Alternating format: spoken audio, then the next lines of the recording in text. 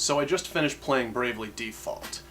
Clocked in at well over 120 hours, which at this point is the longest time that I've ever spent on a JRPG ever. Wildly surpassing my previous record of 90 hours, which I had at Persona 4 Golden. And I do have to say that Bravely Default probably should have only been 90 hours. Don't get me wrong, this is a great game. This is one of the best JRPGs that I've played in a long time. By Square, it came out as sort of a throwback, a tribute, a spiritual successor to a lot of the older Final Fantasy games, but as a new IP. And I think that's kind of where Bravely Default's problems kind of come from, in that it is a new IP. It's developers that are trying something a little different while trying to sort of recapture the magic of older Final Fantasy games, but not quite having the money, I guess. And that kind of really shows through with, it has an incredible soundtrack, but you're going to hear the same tracks pretty often as you wander through dungeons and such. The towns are beautifully illustrated. The environments look great, but there's really not a whole lot of exploration, especially in the towns, which I think is the worst part. You can't really go inside shops or inns or houses. The most that you'll do is talk to somebody outside the door and they'll give you what you want. Only really important landmarks are explorable, and even then your options are very limited. And the story itself, it really starts to drag for the last third of the game, and I'm gonna go into spoilers here, so please do be warned, but the major plot reveal of Bravely Default is that you're stuck in a trans-dimensional time loop. And that's a great way to have an excuse to reuse your assets, really stretch your dollars there.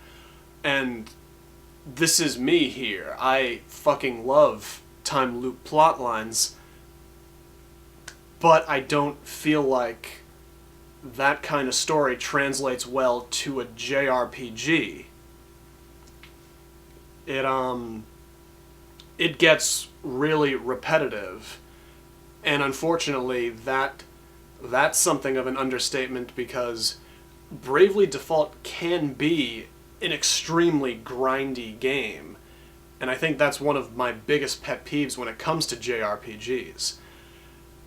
Now, the thing that Bravely Default does right is it goes well out of its way to sort of lighten that burden, to sort of have a built-in system to make the game seem a lot less grindy than it actually is.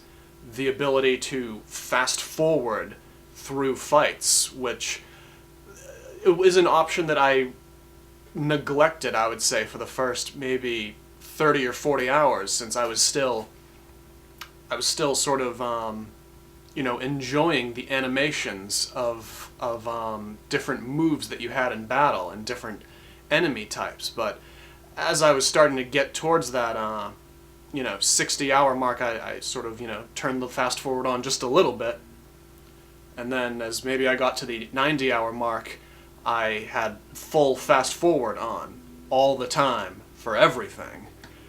And an even better option, something that most JRPGs, have as an unlockable or a skill or an ability, something that you have to earn, right out the gate with Bravely Default, you can customize your encounter rate completely. You can straight up say, I want to run into double the number of enemies, or I want to run into maybe half the enemies I would normally run into, or you can just shut encounters off completely, which is an option that I found extremely useful for, the last 30 hours of the game, where I was basically maxed out, and fighting random encounters would have just bogged me down and added a lot more unnecessary hours to the game that I really didn't need to have already. So in that respect, Bravely Default is an incredible JRPG, just from the fact that you can really customize your experience with the game to your liking, and I think that that's really great. The combat system is really good. So good that the game is named after it. You have a brave system, which basically allows you to attack for multiple turns within the same round of combat. The downside to that is you then have to skip that many turns with that character. Or, on the opposite end of that, you can default, which is you take a guard stance, but then you gain an extra turn the next round over, and you can stock those up to your liking up to 3 or 4 times depending on your class. And it makes for great strategy, more so in boss fights than random encounters. For most random encounters, you can just mash that brave button and have all of your characters attack 16 times in a round, and for the most part you'll probably wipe out the enemy party in that random encounter. So again, Bravely Default can be a really grindy game, but there's so many options to kind of relieve that and make the game seem a lot less grindy than it is. But for boss fights, your use of Brave and Default are really important, and involves a lot of really good strategy that you miss in a lot of JRPGs. It had a great soundtrack. The story itself is very basic. Like I said, it's a throwback to older Final Fantasy games. You have a group of stereotypes going to awaken some crystals. It's as easy as can be, but they have a lot of fun with it, and you get to learn a lot about the characters, and they are really cool characters. You have your priestess Vestal type character. You have your hot-blooded kind of tomboyish woman knight. You've got your ladies' man type character, and then you have your naive farm boy. They're very simple characters with a very simple story it's played very well, and the voice actors, I think, really helped that a lot. It was very good voice acting, and most of the cutscenes are voice acted, along with a lot of sort of optional text ones too. It's really good. I definitely recommend Bravely Default for anyone feeling a little nostalgic for older Final Fantasy titles. I think Bravely Default definitely scratches that itch in a real new way that just recaptures that magic of playing those games. I really enjoyed it, despite the fact that those last 30 hours of the game were just a slog and a half. And the time loop plotline really could have been played a little bit better, and by all accounts it probably shouldn't have been done at all. That kind of story does not translate well to a JRPG, especially one that really, since it's a new IP, it probably didn't have the money to do anything particularly interesting with it, and unfortunately that shows through.